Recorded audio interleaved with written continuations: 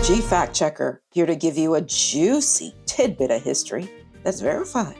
If you haven't seen episode 34 on Stan Lee, I mentioned a forensic psychiatrist, Friedrich Wertham, who saw depravity in comic books and came up with some spicy theories about the real agenda these comic books were pushing.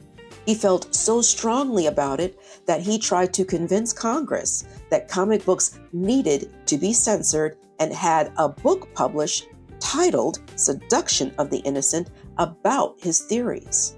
I will be introducing some of those theories into this episode because my story wouldn't be well balanced if I didn't explore what Wertham, who was considered an expert in his field at the time, had to say on the subject.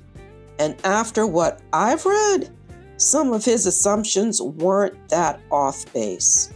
Wertham found no redeemable social value in comics, and he saved his harshest criticism for Wonder Woman, the busty, beautiful, raven-haired female based on a pinup model who wears a star-spangled bustier accessorized with bulletproof bracelets and a tiara serving as a boomerang. Oh yeah, and let's not forget her golden lasso of truth that was used often to force crooks to tell the truth. Wertham believed this comic pushed lesbianism, showed women as sexual objects who hated men and wanted to dominate them, and encouraged sexually deviant behavior like bondage and masochism. That lasso of truth and other accoutrements were the brainchild of its creator, the man who invented the polygraph or the lie detector, William Moulton Marston. Marston was a Harvard-taught psychologist who advocated for women's equality and believed women would rule the country and eventually the world in 1,000 years. He championed women serving on juries, obtaining an education, and their right to vote. He believed men should submit to women because women were the better sex. Sounds too good to be true, right? A man who thinks women are the greatest thing since sliced bread? When you peek behind the curtain of Marston's life, you see an overeducated man and sporadic professor who couldn't keep a job to save his life. He failed at multiple businesses, had a bankruptcy, and was brought up on charge of fraud that was luckily dismissed. He was considered a scammer and showman who brought so much attention to himself that J. Edgar Hoover, director of the FBI, opened up a file on him. That's not the only head-scratching aspect of this man's life. The creator of Wonder Woman was in a polyamorous relationship. He, his wife, and his 2 mistresses lived together, raising his 4 children. His wife was the breadwinner, supporting all of them. One mistress was hidden in the attic of the home. The other mistress was passed off as a nanny/sister-in-law. Oh, and let me not forget that one of his mistresses, who was the mother to 2 of his sons and a former student of his, was the niece of Margaret Sanger, the founder of Planned Parenthood. Now you can see why this episode is appropriately titled Lies, Lies, Lies, Yeah! When I chose my subject, I didn't know what I was getting into. I was naive to think this episode was going to be a wham bam thank you ma'am type thing. But as I got deeper into William Moulton Marston's story and the American history that was unfolding during that time, my mind dipped back to a book I read in my undergrad days on Black feminism, written by Bell Hooks, titled Ain't I a Woman?, published in 1981. With that book and a copy of Werner's Seduction of the Innocent, I felt an argument forming, and the questions on my mind were, was Wonder Woman meant for me?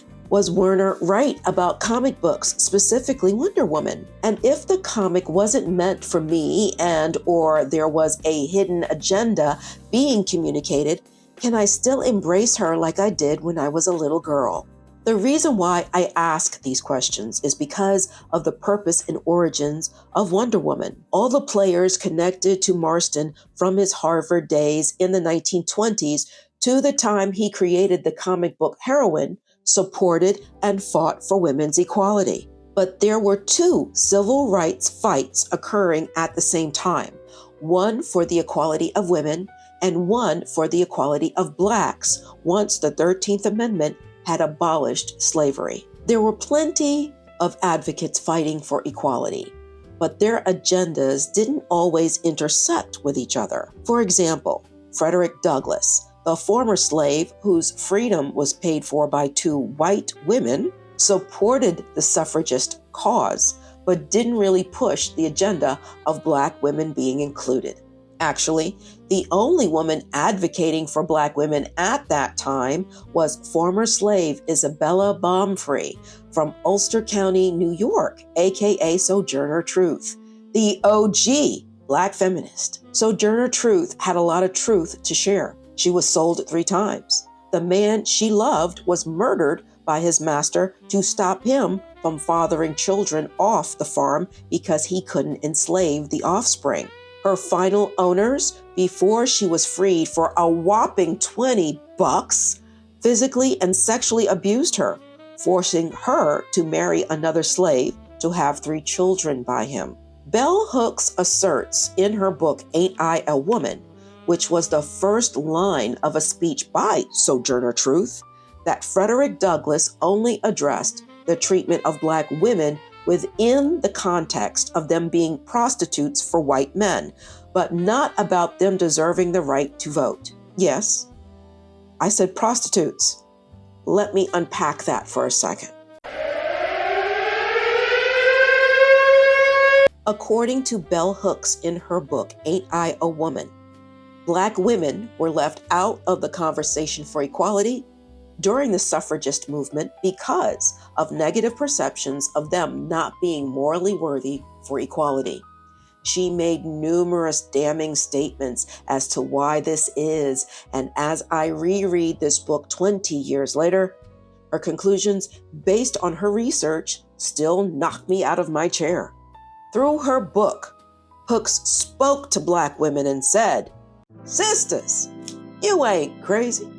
The reason why we suffer, why we're devalued, why we're objectified, why our womanhood isn't defended by our black men goes back to what we experienced during slavery. And here's my research to prove it. Let's discuss." Bell Hooks provided something that was never done before. She provided a theory based on extensive research as to why black women are always left out of the conversation, and when they try to jump in, they're told to STFU. Hooks was the woman who drew out abhorrent details about American history that many in this country today would like to keep hidden. When slavery was in full effect, initially, black women were seen as a liability. Black men were more valuable, especially if they appeared strong and somewhat healthy. When slave owners figured out that it was cheaper to breed their slaves than to buy them, they initially bred black men with white female indentured servants, the ones who were sent to the colonies to serve out a prison sentence. But the idea of any white woman laying with a black man was a no-no. It didn't matter that it was for business reasons. Then slave owners were like, hey, maybe we should buy more black women and then force them to breed with black men to produce more slaves. And get this, Hooks says that these women were either captured or traded in a deal by tribal leaders in their village if they were considered an adulterer or troublesome. It is both ironic and sad to say that slave owners saw value in black women based on their reproductive power. There was a frenzy to buy black women, break their spirit on the ride from Africa through sexual terrorism, and then work them like pack mules in the fields and in the house. Breeding black women became a program. In the states of Maryland, Virginia, North Carolina, Kentucky, Tennessee, as much attention is paid to the breeding and growth of Negroes as to that of horse and mules. Planters command their girls and women, married or unmarried, to have children. A breeding woman is worth from 1/6 to 1/4 more than one that does not breed. There were incentives for Black women to get knocked up. These incentives included money, small pigs, increase in food rations, a new dress or a pair of shoes, even their freedom. In the will of one slave owner in Virginia, there was a proviso that stated a female slave named Jenny would be set free if she pushed out 10 children. On top of that, Black women were encouraged to be promiscuous and were sometimes forced into unwanted unions with Black male slaves, like Sojourner Truth. Barren women, or women too old to bear children, were treated even worse and many times were quickly sold. Slave advertisements of Black women used adjectives like breeding slaves, childbearing woman, breeding period, or too old to breed. Another twisted aspect to the Black female slave breeding program was that mulattoes fetched a good price on the market. So this market need also encouraged the rape of Black women by slave owners and their sons, by the plantation overseers and their sons, and even visitors from other plantations. Bell Hooks unearthed a lot of ugly truths about the historic degradation of Black women. She spilled the tea on Black men and how they did nothing as their wives, sisters, and daughters were sexually assaulted, sometimes right in front of them.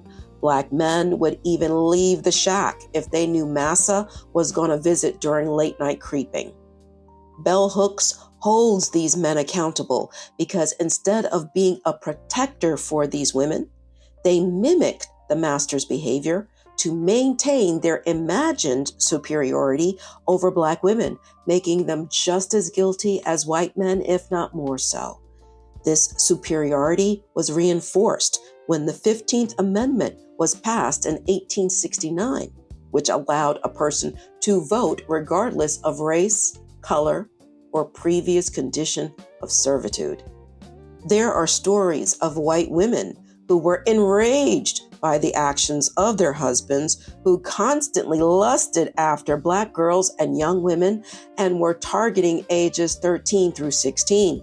Hooks presented one story from the diary of a slave owner's wife who came home to find her husband raping a 13-year-old slave in her bedchamber.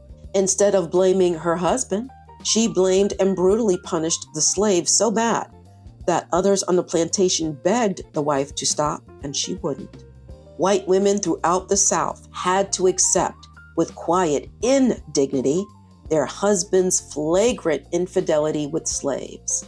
They also had to face the fact that some of these husbands didn't like them and treated them like second-class citizens. The marriage was a business transaction for more land and slaves because white women weren't allowed to own inherited property once they're married. Every day, their husband's cheating was flaunted in front of them by the mulatto offspring who were all over the damn plantation. Furthermore, mulattoes, quadroons, and octoroons fetched a higher price on the slave market. Humiliated, these wives, rather than hold their husbands accountable, directed their anger at Black women, believing them to be temptresses that their husbands couldn't resist. Their mindset was Black women were deliberately inviting rape, torture, mutilation, and multiple difficult births while working in their fields. There were other white women who were like, thank God, let him have his Black woman so I don't have to deal with his sexual appetite, which behind closed doors was unchecked and often brutal.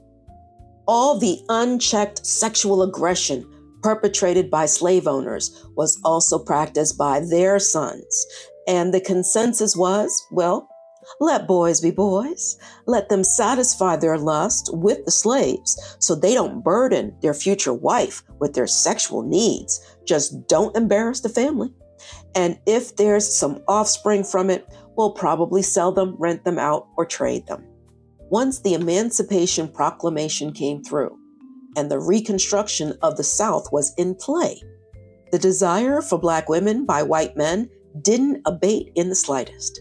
This new world order didn't change the power dynamic of whites as the oppressor and Blacks and other minorities as the oppressed.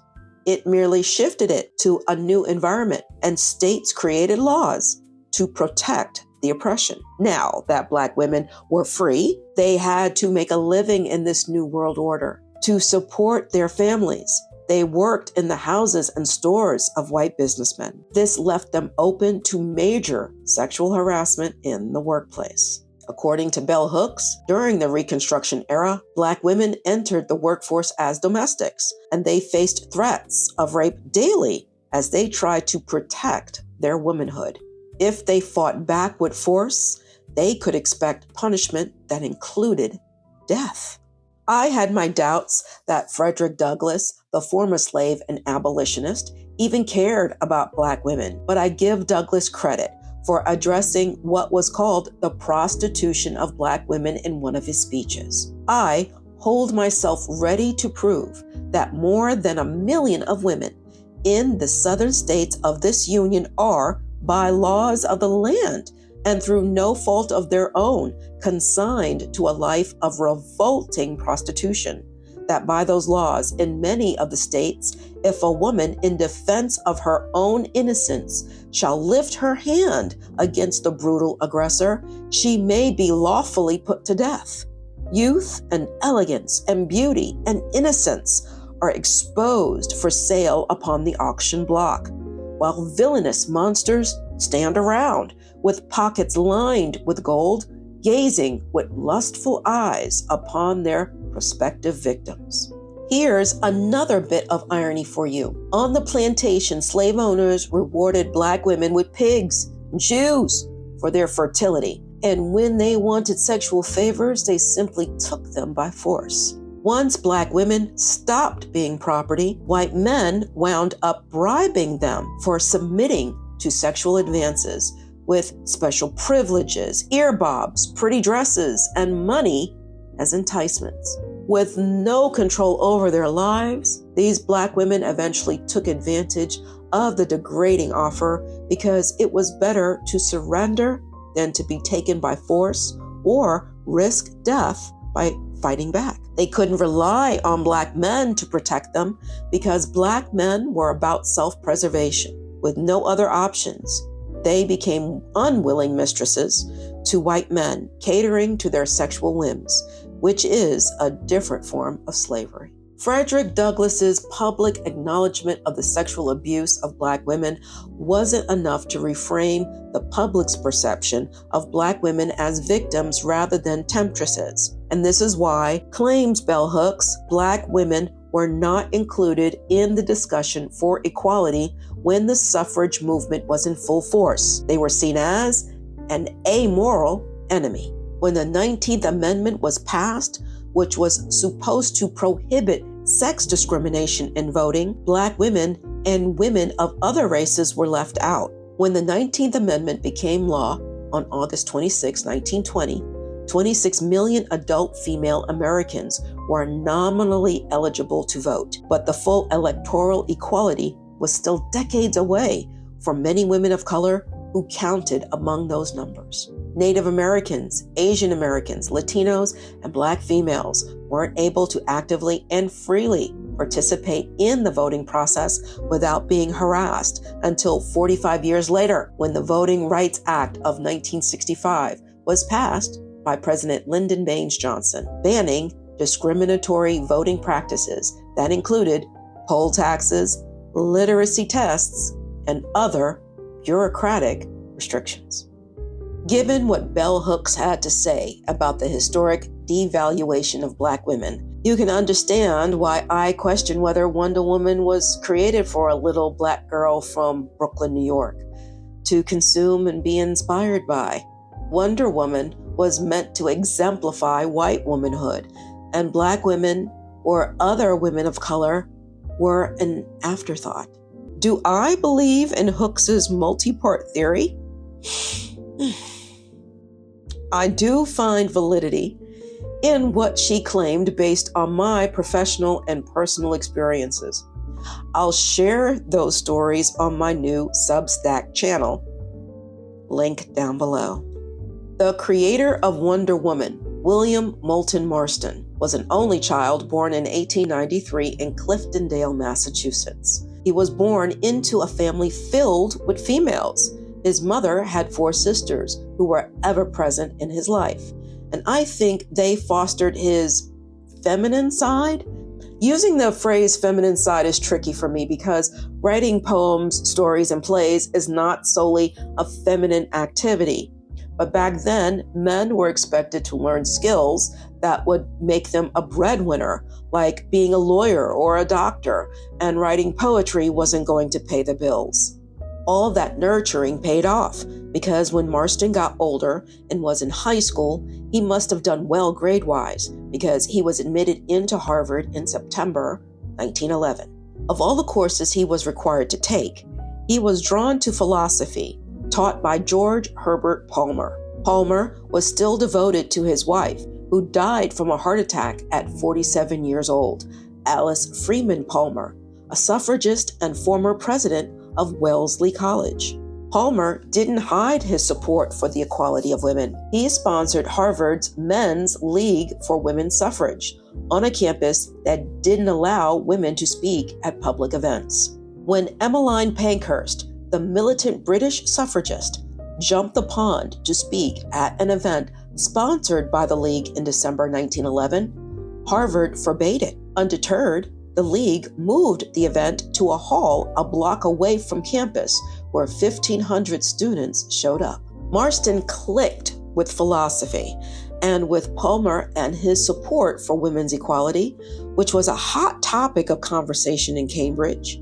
It split the campus of Harvard between those who were in support of the suffrage movement and those who weren't. All this talk of a woman's revolution excited 18-year-old Marston. While Marston was at Harvard expanding his mind and drinking rye whiskey from a flask always on his person, his girlfriend since 8th grade, Sadie Elizabeth Holloway, was expanding hers at Mount Holyoke College, an all-women's school also in Massachusetts and a train ride away from Harvard's campus. Sadie, who was the same age as Marston, was born on the Isle of Man, a little island between England and Ireland. The fight for equality was the #1 topic of conversation on the Mount Holyoke College campus, bolstered by the college's president, Mary Woolley, a suffragist, feminist, and the first woman to attend Brown University. Her partner of 47 years,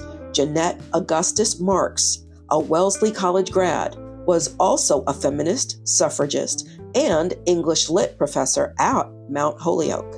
Sadie Elizabeth Holloway, the woman who would become William Moulton Marston's wife, studied the normal stuff, English Lit, history, math, physics, but she really liked learning the Greek language, the mythology and poems, especially the lyric poetry of Sappho from the island of Lesbos, who was considered one of the best poets of her time. Meanwhile, at Harvard, psychology was beginning to take hold in American academia within the philosophy department, and Hugo Musterberg, a PhD in psychology, was hired from Germany to lead the experimental psychology lab. Munsterberg was one of the first to introduce applied psychology. Before this field of study, psychologists only focused on how the mind worked. Applied psychology takes the theories and principles under that discipline and applies them to real-life problems within society. An applied psychologist might use what we know about motivation to reduce employee turnover or use research on cognitive development to redesign how a school teaches reading. Musterberg was a huge hypocrite who didn't believe in women's equality, but didn't mind earning extra money teaching women at the Harvard Annex, which was established by George Henry Palmer and others in 1869 in support of women obtaining an education. The Annex gave women the opportunity to attend classes without obtaining a degree, and it would eventually become Radcliffe College a decade later. Musterberg believed that women should not strive for intellectual cultivation to do away with marriage, but to ennoble it, and that putting women on juries was useless since they lacked the capacity to reason. And women shouldn't worry themselves about politics and voting. Just focus on the home where you belong. In Marston's second year at Harvard, he worked as a lab assistant in Musterberg's lab in Emerson Hall and as a teacher's assistant at the Annex. Using the women from the Annex as guinea pigs, Marston and Musterberg conducted experiments to uncover whether deception or lying could be detected through biofeedback. Musterberg believed his work could be used in court trials to measure whether a defendant was lying. He put that belief to the test for an Idaho court case involving famous lawyer Clarence Darrow. In 1907 in Idaho, a man named Jack Orchard was accused of being a hitman for a union who was hired to assassinate the state's former governor. To save his neck, Orchard said, "Yeah, I did it. And I killed 18 other people too, but I did it for the union." He gave up the name of the man who he said hired him, Big Bill Haywood, the head of a big union for industrial workers. Based on Orchard's confession, Haywood was arrested and charged with murder. That's when Haywood hired Clarence Darrow to defend him. Musterberg saw this situation as a prime opportunity to find out if Orchard was lying. He flew to Idaho and put Orchard through 2 days of deception tests that included using his equipment to measure skin heat, heartbeat, and speed of speech. Upon conclusion of his tests, Musterberg declared Orchard was telling the truth and told the defense that he wouldn't reveal the results until after the trial. But his big fat ego made him spill the beans to a reporter. Darrow cried foul. He reiterated in court that Orchard was a lying rat, said Musterberg was probably bribed by the prosecution, and told the jury that you can't believe the word of a man who confessed to multiple murders. The jury agreed, and Haywood was acquitted. Musterberg never published his results for fear of getting sued. Harvard and America's love affair with Musterberg ended soon after that trial. His reputation was nearly ruined when William Moulton Marston started working with him in the lab in 1912. Marston developed a fascination with using machines to tell if a person was lying or not, and was an enthusiastic participant in this discovery. Around this time, his father's business was failing, so he started a side hustle to pay his tuition, writing movie scenarios. These scenarios weren't screenplays. There was no dialogue because the talkies didn't exist yet. I would say he wrote storyboards without pictures because of the way Jill Lepore describes it in her biography. There was no need to write dialogue. The work mostly involved thinking of a good story and picturing how it could be threaded through a projector. I think he was writing a story frame by frame. He took a break from this work so he could pursue scholarships to pay his tuition, then came back to it when he won a scenario writing contest. When William Moulton Marston hit his junior year as an undergrad at Harvard, he started experimenting with detecting deception based on attaching a blood pressure cuff to the subject's arm and reading and recording the physical reactions from the cuff onto graph paper. Holloway was included in these experiments because he needed her to write scripts of deception for participants to react to. In 1915, Marston and Holloway graduated from their respective schools and entered law school that fall. He at Harvard, she at Boston University, where women were accepted. That same year, Marston proposed and Holloway accepted.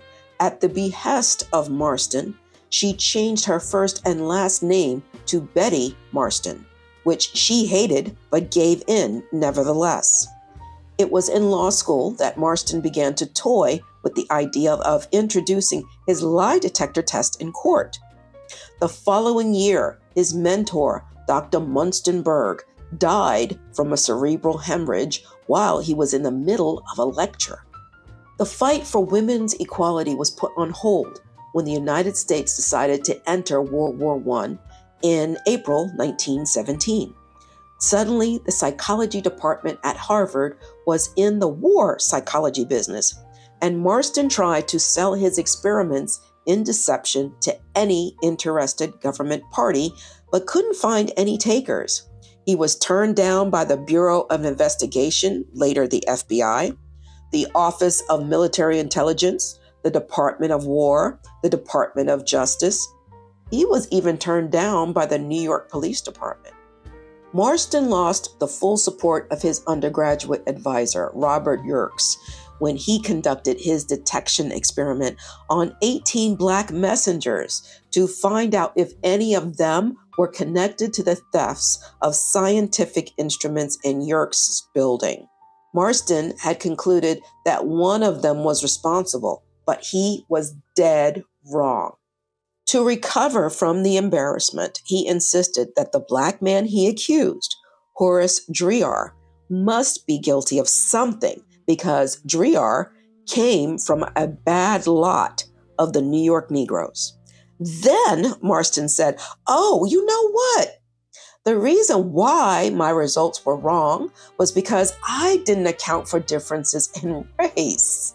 When white men lie, they will always offer biofeedback that shows the deception. But when Black men lie, they offer no biofeedback."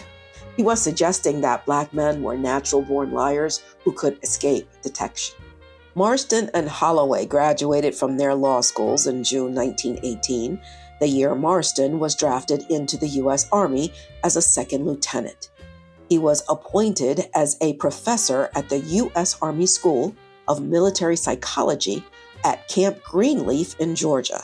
1918 was also the year Marston met his first mistress, when he was transferred to Camp Upton, New York, to provide therapy to soldiers with shell shock. Marjorie Wilkes Huntley, a divorced 29-year-old originally from Atlanta, Georgia, was a librarian at Upton. They had an affair for 6 months before he was discharged in May 1919, but his discharge didn't end the affair. He told her, "You're always welcomed in my home and in my bed, and you can visit me whenever you please. My wife won't mind." According to Huntley, this was the beginning of them being a throuple. In fall of that year, Marston was in the PhD program at Harvard, and Holloway enrolled in a master's program at Radcliffe while 5 months pregnant. Unfortunately, in January 1920, she gave birth to a stillborn. Upon return from their vacation in Bermuda in the summer of that year, the 19th Amendment was passed. You would think that all this education would lead to better careers and the equality between the sexes that Holloway was seeking and Marston supposedly supported. But instead, Holloway, with her 3 degrees, couldn't find work. At one point, she was selling Lifebuoy soap door to door. I honestly think Holloway attended these degree programs to prove she could do them just as well or better than her husband. For example, she obtained a Juris Doctorate during the time when less than 2% of women were practicing law. She even admitted she never saw a woman arguing a case in court, and based on what I read, she never practiced as an attorney. As for Marston, he engaged in a series of business partnerships that eventually went bust, and one of those businesses would lead to a fraud indictment. But more on that later. Marston continued trying to sell his lie detector methods. After the couple graduated from their respective degree programs in 1921, they moved to Washington, D.C. Marston was hired by the psychology department at American University to teach courses in what he hoped would be the new field of legal psychology, and Holloway worked as a fact checker for an information service. What I'm going to tell you next blew my mind. It also gave me an idea for an OG Fact Checker episode. In the U.S. Department of Justice's Criminal Resource Manual, which is now archived because it's been updated, is the Section 262, Polygraphs, Introduction at Trial. This policy basically bars the admission of polygraph results, the opinion of the polygraph examiner, or any reference to an offer to take, failure to take, or taking of a polygraph examination in court-martials. However, under certain circumstances, the Supreme Court will allow polygraph results, and when obtaining higher-level security clearances, a polygraph is part of the investigation process. State-wise, at least in the Virginia Commonwealth, Section 8.01 TAC 418.2 states, the analysis of any polygraph test charts produced during a polygraph examination administered to a party or witness shall not be admissible in any proceeding conducted. Virginia is one of 26 states that disallows polygraph results as evidence, leaving 25 states that do allow it. Guess who's responsible for all this doubt about the validity of the polygraph? The man who invented it, William Moulton Marston. In March 1922, a Black man named James Alphonso Fry, a World War I veteran, was charged with the murder of a prominent Black Washington, D.C. doctor, Robert Wade Brown, that had occurred the year prior. Fry had confessed to the crime during an investigation for check forgery and robbery. He kinda claimed self-defense. He wasn't able to pay a $2 prescription for his gonorrhea medicine. The doctor wouldn't accept the $1 he offered. They got into an argument, a scuffle ensued, and Fry shot Brown. There was a witness, another Black doctor visiting from Virginia, Julius Jackson, who identified Fry. Fry went through 2 trials. The first trial was for the check forgery charge and the robbery he did with another guy. He and his co-defendant were found guilty and given 4 years. In that trial, Fry's co-defendant was being represented by an American University law student, Lester Wood. Wood was a student in one of Marston's courses. When James Fry's murder trial began, he recanted his confession, saying he lied about shooting Dr. Robert Brown over a $2 prescription transaction. He was with a woman the night of the crime, and he pleaded not guilty. Wood, along with another law student who was also studying under Marston, Richard Mattingly, teamed up to represent Fry. William Moulton Marston, seeing an opportunity to boost his profile and legitimize his lie detector, approached Fry and offered to give him a lie detector test, and Fry agreed. Marston, forever the showman with the press, invited a reporter to do a story on his work with Fry. In court, Wood and Mattingly sought to introduce Marston's results as evidence, arguing that Fry's confession was a lie and that in disavowing it, Fry was telling the truth. This line of defense required introducing the expert testimony of Professor William Moulton Marston. The judge hearing the case, Chief Justice Walter McCoy, wasn't impressed by any of it. He said that although he recognized Marston as an expert, he didn't know enough about the science behind lie detection, and there wasn't enough info about its legitimacy to consider the test results as evidence. The trial proceeded, and Fry was found guilty of second-degree murder. Wood and Mattingly filed an appeal on the grounds that Justice McCoy disallowed the polygraph results. In December 1923, the D.C. Circuit Court of Appeals sided with Justice McCoy, and Fry versus United States. In affirming defendant's conviction, the court held that expert testimony regarding the systolic blood pressure deception test was properly excluded at trial, as the test had not gained the required standing and scientific recognition from psychological and physiological deduction is made must be sufficiently established to have gained general acceptance in the particular field in which it belongs. Fry got a life sentence and was sent to Leavenworth Federal Prison. He served 18 years of his sentence before he was released. Marston got tenure at American University and the psycho research laboratory he always wanted. It's unfortunate that he would lose all of it when he was arrested for fraud. I mentioned earlier that before William Moulton Marston and his wife moved to Washington, D.C., he had a few businesses he was juggling. One of those businesses, a fabric company, had filed for Chapter 11 protection in January 1922. The prosecutor in the fraud case alleged that Marston, as treasurer for that company, misled vendors about the financial state of the company when placing orders and had tried to hide assets from the trustee for the bankruptcy. A Massachusetts grand jury found cause to indict Marston, and he was arrested by federal agents in Washington in March 1923 and brought to Boston. He hired a law school friend of his who successfully had the fraud charge dropped in January 1924 before the case could go to trial. His innocence didn't matter, though. American University had already fired him from his tenured position, denying him the only psycho-legal research laboratory in the United States at the time. Marston's reputation now had two black eyes, so he took any work that came his way, and he switched his focus to what was the hot topic in the psychology world: sex.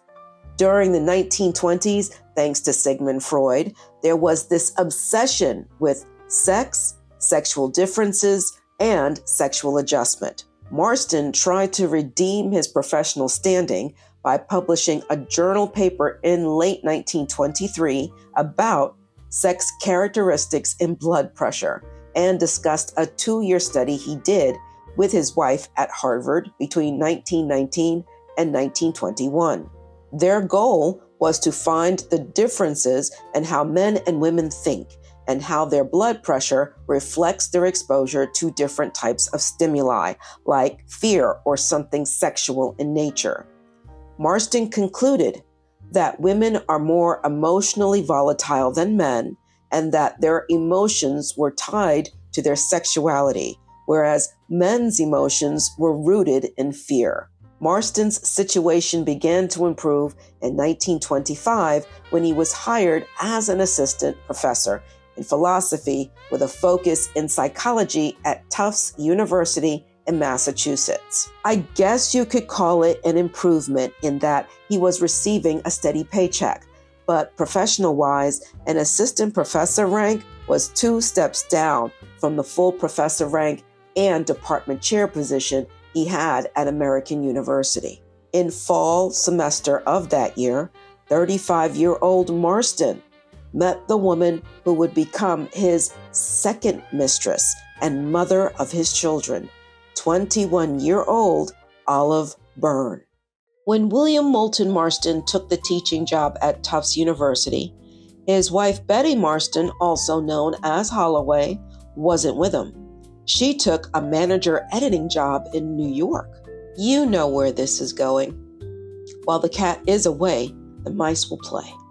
Olive Byrne was unusual and had an unusual pedigree. She was the niece of Margaret Sanger, the militant nurse and activist who broke laws to distribute diaphragms with spermicidal jelly, started Planned Parenthood, and was responsible for the funding for the creation of the birth control pill. On a side note, yes, I know about Sanger's stance on eugenics and what was called the Negro Project, established in 1939. If you don't know what eugenics is, think of it as selective breeding. For example, all these poodle mixes, Bernadou, Cockapoo, Labradoodle, you pick a male and female of good temperament, take the hypoallergenic characteristics of the standard poodle that's in demand, and mix it with the intelligence and loyalty of the Labrador Retriever, and voila. You thought I was going to use slavery as an example, didn't you? There is still debate on Sanger's true intentions with the project, whether she was helping Black women obtain sexual freedom without getting pregnant as she did with white women, or whether she was trying to control Black population numbers as part of a hidden eugenics plan. This situation is further complicated because this project was supported by Mary McLeod Bethune, W.E.B. Du Bois, and Reverend Adam Clayton Powell Jr. Sanger had street cred with these Black activists because of her work in Harlem. The project was merely an extension of the work she was already doing in the Black community. Before World War II began, birth and poverty rates were increasing dramatically among Blacks in the South, and a 1938 National Resource Committee report claimed Southern poverty drained resources from other parts of the country. The controversy in Sanger's work is related to a friend she relied on for funding, Dr. Clarence Gamble, heir to the Procter & Gamble fortune and known eugenicist advocate. He was part of the organization in North Carolina that insisted the forced sterilization of men and women with mental deficiencies and Blacks was necessary because they were a drain on the welfare rolls. Getting back on track, Olive Byrne, who was a student in a few of William Moulton Marston's psychology courses, was born into a family of women who believed in free love, which included sex outside of marriage. Her mother, Ethel Byrne, who was Margaret Sanger's sister, was an extremist in the fight for women's rights. She almost died in a hunger strike after being arrested for offering contraceptives to a female undercover police officer. Olive's upbringing was spent in a series of orphanages, boarding schools run by nuns when her mother couldn't take care of her. Her summers were spent on the vaudeville circuit with her two uncles who were female impersonators. When her auntie Margaret married her second husband, an oil tycoon nearly 20 years older than her, she ordered Olive, who had graduated from high school, on the next train to Tufts University, even though it was 3 weeks into the fall semester. Olive's tuition was paid in full by Sanger's new filthy rich husband. When you know all of this, it should be no surprise to you that Olive was very popular on campus because of her connection to her aunt. Olive often sent her classmates to Sanger's clinic in New York City. She wasn't popular just for the birth control. She was the modern woman exemplified from the way she dressed to the way she wore her hair. She struggled during her first year and was placed on academic probation. With a tutor, her grades improved into her second year. Before Olive took Marston's course, her strongest subject was English, where she earned a B. In previous psychology courses, she earned C grades. Yet, in her first course with Marston, she earned her first A, and in 3 subsequent upper-level courses, she earned an A as well. Olive became Marston's research assistant on a question he wanted answered. He wanted to know how women felt when they were tied up and how other women felt when they beat them. To help Marston answer this question, Olive took him to a weird sorority hazing event where women dressed like babies were blindfolded with their hands tied behind their back and led into a room where juniors and seniors beat them with sticks. Afterwards, Marston and Olive interviewed the girls to find out if they liked being tied up and beaten, and some of them reported that they did. Olive Byrne graduated from Tufts University in June 1926. Marston had sneakily invited his wife to the graduation with the intent of introducing Olive to her. He stopped teaching at Tufts, but it's not known whether he chose not to return or if he was fired. After Marston first introduced Olive to his wife, two things happened. First, Olive changed her mind about medical school. She told her aunt she wanted to attend graduate school in psychology at Columbia University and would be staying with the Marstons in New York City to save on room and board. Olive had been lying to her mother and aunt about the true nature of her relationship with Marston. She pretended Marston was just a mentor. Second, Marston gave his wife an ultimatum. Either Olive moved in with them as his lover or she could leave. I don't understand how Marston got away with this blatant manipulation. Yeah, they were in a throuple with Marjorie Wilkes Huntley, but this was different. Holloway was being forced to share her living space and her man with another woman she barely knew. Marston was using her psychology against her, testing how much of a feminist, lover of women, and free love advocate she was, as well as her love for him. After the outrage and hurt wore off, Holloway began to think about how she could flip this situation to her advantage. If she said no, she would have to explain why she was giving up her home to a younger female. They developed what she called a nonconformist living arrangement. Marston was the love leader, Holloway was the mistress, and Olive was the love girl. Together, they formed a love unit. This arrangement was independent of the throuple with Huntley. When you look at this situation on the surface, everyone got what they wanted. Marston had easy access to his carefully curated harem. Holloway, who was now 35 years old, was able to have a baby and stay in the workforce because Olive would be taking care of them. And Olive had access to her man with his wife's blessing. Holloway got pregnant in December 1927. Olive, who had earned her master's in psychology in a year, was starting her PhD program in spring 1928 when she dropped out in anticipation of the baby's arrival. In reality, she was being pressured to quit by Columbia because too many women were getting degrees but weren't entering the workforce. In August of that year, Holloway gave birth to a boy they named Moulton, who the family called Pete.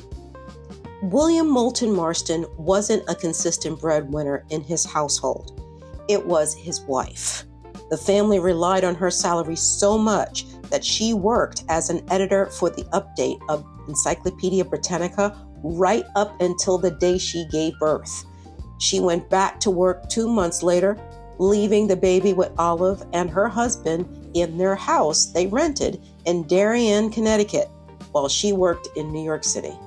Marston had been teaching a few courses at Columbia as an adjunct, but the only reason he got that job was because the school needed teachers due to high enrollment. His shady past dogged him everywhere. He couldn't even get a spot in the adjunct teaching pool at his alma mater, Harvard. Marston did catch a break briefly when he was hired by the head of Universal Studios, Carl Laemmle, to be a psychologist for the studio. Marston's job responsibilities, according to the job advertisement, was to analyze certain plot situations and forecasting how the public will react to them. Given his past experience studying films and writing movie treatments, he was a good fit for the job, and he was hired.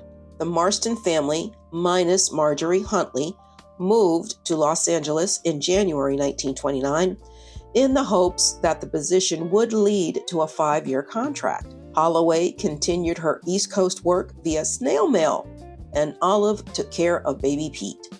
I'm not clear on what Marston did specifically to get fired from Universal?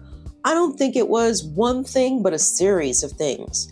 He wasn't completely incompetent.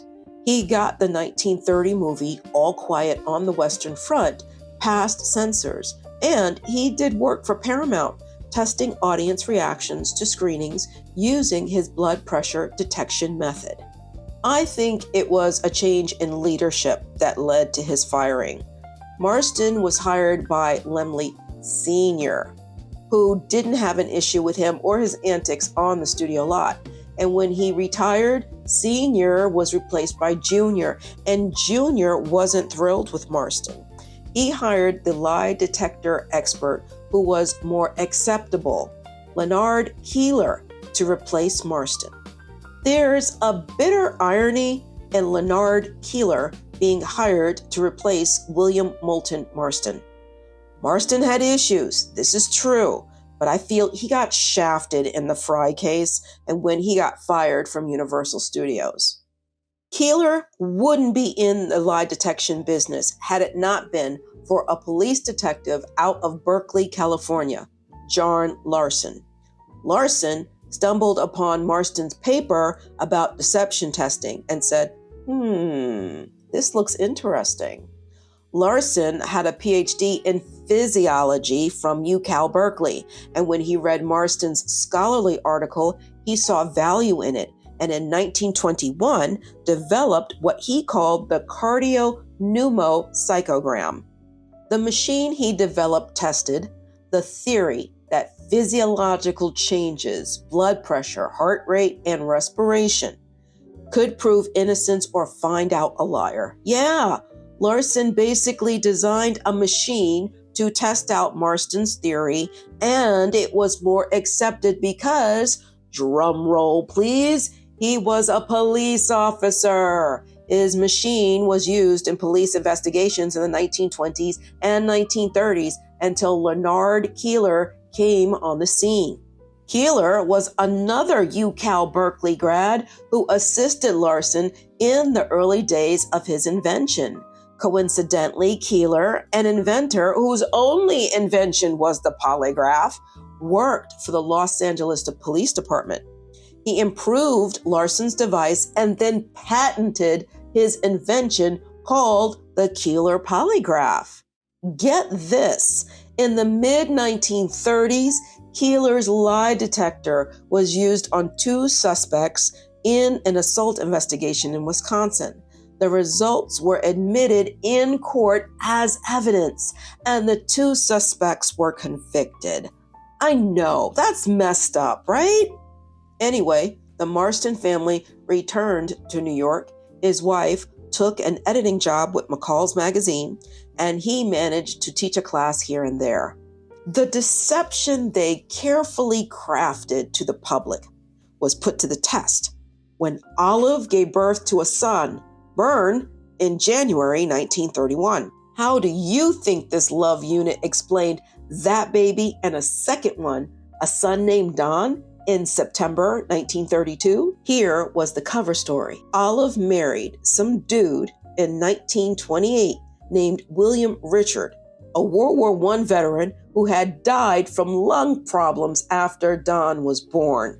Technically, she was Mrs. William Richard, and the 2 boys were Bern and Don Richard. Have you ever heard the expression, truth is stranger than fiction? That's what we have here with William Moulton Marston's story. Just a whole lot of strange. What I can't believe is that they got away with it. Okay, so to recap, Olive, Marston's live-in mistress, gave birth to 2 of Marston's sons in 1931 and 1932. To cover their living situation, Olive pretended to be a World War I widow whose husband died after her second son was born. And if you're wondering why Marston didn't knock up his other mistress, Marjorie Huntley, she couldn't bear children because she had a hysterectomy. But wait, there's more. Olive gave birth to Don in September 1932, okay? Holloway, Marston's now 40-year-old wife, gave birth to a daughter 5 months later in February 1933, named, get this, Olive Ann. Holloway was the primary breadwinner, Olive took care of the kids, and Marston just took up space. Oh, I'm not done yet. When the younger boy, Don, turned 2 years old, Marston and his wife adopted his biological sons. Their fake last name of Richard was now legitimately Marston. To do this, Olive relinquished her parental rights. Now, here's an interesting tidbit that might put this situation into perspective. Holloway had trouble conceiving a child. Remember, she miscarried at 5 months while she was in law school. She and Marston had been trying, and that's why she didn't get pregnant until she was 34, and then again at 40. Marston brings in a young, fertile Olive, and she has what they call Irish twins, but Holloway didn't have a problem with it. She loved those boys like her own. As a matter of fact, she later confessed she loved them too much at the expense of her own children. I have so many questions like, who was listed as the boy's father on their birth certificate? Olive gave up her parental rights, but what about the father that didn't exist? How did they work around that? At first, I thought their respective families were in the dark about their living situation, but that's not the case. Here's another example of why I think the William Moulton Marston living situation wasn't a secret to family members. Marston's mother, who was originally told Olive was a live-in housekeeper, figured out the true when the family stayed with her before they moved to Rye, New York, and she was fine with it. Holloway got help from her family to buy a house in Rye, New York, that sat on 48 acres of land. The house could accommodate everyone, even Huntley, who stayed in a small room in the attic, burning incense and hanging crystals. Olive got a job as a staff writer for Family Circle magazine, where she wrote under the name Olive Richard. What did she write about? Marston and his lie detector experiments, as though she was a reporter who didn't know him. According to Jill Lepore's biography, if you knew what was going on behind the scenes, you would catch glimpses of their relationship in those articles and how much she loved him. One thing I can say about Marston, he never missed an opportunity to self-promote, and another chance came when Charles Lindbergh's baby was kidnapped and killed. The man accused of the murder, Bruno Richard Hauptmann, an illegal immigrant from Germany, was convicted and sentenced to death.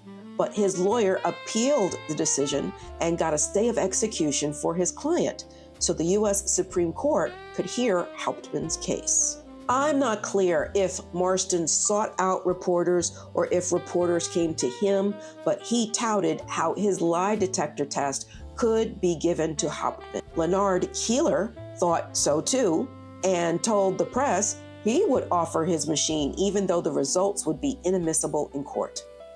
All the publicity inspired Marston to write another book that didn't sell in large numbers. I think his fourth one, called The Lie Detector Test, published in 1939. In this book, he dismissed Keeler's invention because, he asserted, the machine alone can't detect truth from lie. Scientific discovery from an expert in psychology was also necessary. He was basically flexing in the book, reminding everyone that the idea for detecting lies came from him, except no substitutions. Here's another strange twist. William Moulton Marston's new book, The Lie Detector Test, focused on deceptions in love, not crime. He argued that the main cause of a broken heart was deceit from a partner. He uncovered this through his patients. What that meant was Marston had opened a private practice at the house. Marston did anything and everything to push sales of his new book. He initiated a series of cheesy promotions, like hosting a booth at the 1939 World's Fair in New York, where he showcased one of his lie detector machines attached to a display. He sent a copy to the head of the FBI, J. Edgar Hoover, seeking an endorsement, but all that did was make Hoover suspicious enough to open a file on him. When Marston was caught up in a little scandal that involved his lie detector and an advertisement for Gillette razor blades, the FBI was convinced he was a scammer to be watched. If you remember from episode 34 on Stan Lee, the comic book business exploded around 1938. This explosion touched the Marston household with 4 kids so close in age. Olive lamented over the ridiculous number of comics the children read and traded. I don't think she was against the intrusion because comic books kept the kids occupied to avoid triggering Marston's temper. The reason why the kids had over 80 comic books may have something to do with the family's connection to the publishing house through Olive's brother, Jack Byrne. Jack would also be Marston's connection to getting into the comic book business. Coming up in part 2 of episode 35, Marston taps into his movie industry experience to create Wonder Woman, which I think was a dedication to his favorite woman in his harem, Olive. And forensic psychiatrist Friedrich Wertham sounds a warning to Congress that Wonder Woman is a danger to young girls.